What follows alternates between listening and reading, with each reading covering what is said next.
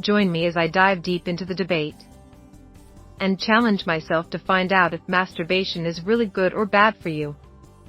Masturbation is one of those topics that has been shrouded in mystery and controversy for centuries.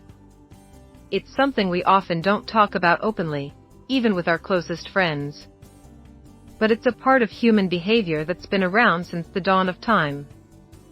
And it's high time we take a closer look at what it's really doing to us. There are so many conflicting opinions out there about masturbation. On one hand, some people claim it's a totally normal and healthy part of our sexual lives. They argue that it can help reduce stress, improve sleep, and even boost our immune systems.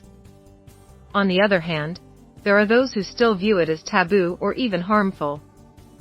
They might say it leads to addiction, causes social isolation, or somehow damages our relationships.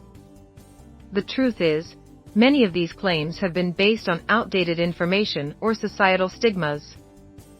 For example, in the past, masturbation was often linked to all sorts of psychological disorders.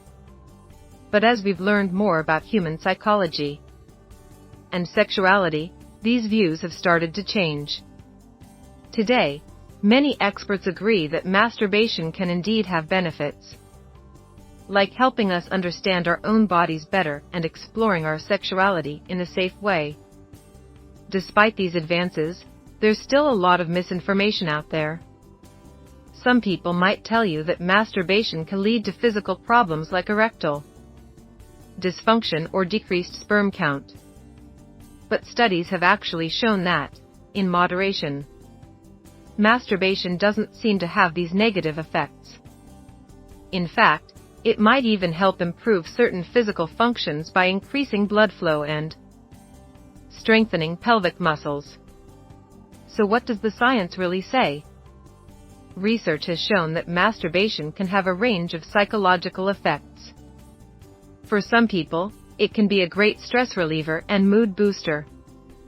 For others, it might bring up complex emotions or guilt. Studies have also pointed to some interesting physical benefits. For example, masturbation can help men and women develop better awareness of their own anatomy and what feels good for them.